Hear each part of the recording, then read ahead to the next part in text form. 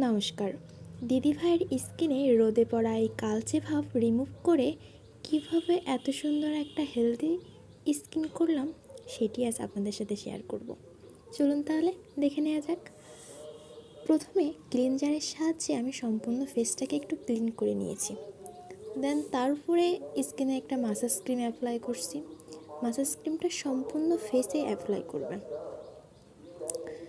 Massage ক্রিমটা apply করার পর একটু আলতোভাবে সম্পূর্ণ স্কিনে মাসাজ করবেন, যাতে স্কিনের ধুলাবালি ও তৈলাক্ত ভাব না থাকে।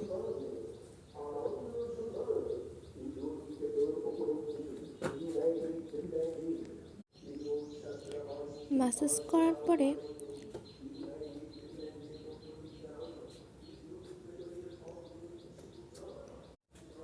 সম্পূর্ণ স্কিনটাকে একটা ভেজা তাওয়ালের সাহায্যে ক্লিন করে নেবেন, যাতে ফেসে একটু মাসাজ ক্রিম না থাকে।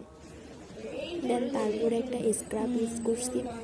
আর স্ক্রাব ইউজ করার পরে দেখবেন যে নাকের উপরে ধার ধার মতো একটা ভাব থাকে, যাকে র্যাশ বলে।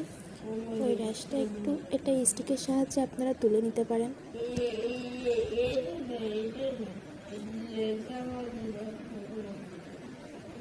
আর স্ক্রাব আর মাসাজ ক্রিম প্রায় সেম, বাট স্ক্রাবটা একটু দানা দানা জাতীয় হয়, যাতে স্কিনের ধুলাবালি ও তেল ভাবটা ভালোভাবে তুলতে পারে। তারপরে আর একটা মাসাজ ক্রিম ইউজ করছি।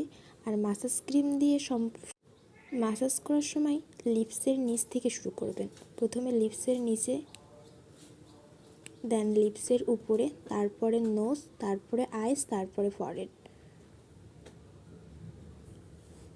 আপনারা এখানে 10 থেকে 15 মিনিটের মতো ম্যাসাজ করতে পারেন, কিন্তু যেহেতু আমি ভিডিও করছিলাম এজন্য একটু আমি কম সময় ম্যাসাজ করছিলাম।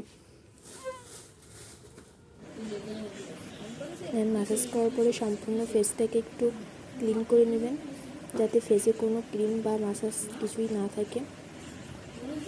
দেন তারপরে ফেসে একটা ফেস প্যাক ইউজ করছি। এখানে চাইলে আপনাদের পছন্দ মতো যে কোনো ফেস প্যাক ইউজ করতে পারেন। ফেস প্যাকটা ড্রাই হওয়ার জন্য 10 থেকে 15 মিনিট একটু ওয়েট করবেন। দেখেন 10 মিনিট পরে ফেসটা এমনি ড্রাই হয়ে গেছে। সো একটা ভেজা তাওয়ালের সাহায্যে সম্পূর্ণ ফেসটাকে ক্লিন করে নিয়েছি। সম্পূর্ণ ফেস থেকে ফেস প্যাকটা রিমুভ করে একটা সিরাম ইউজ করছি। এখানে আমি একটা অর্ডিনারি সিরাম ইউজ করছি। আপনারা চাইলে আপনাদের পছন্দ মতো যে কোনো সিরাম ইউজ করতে পারেন।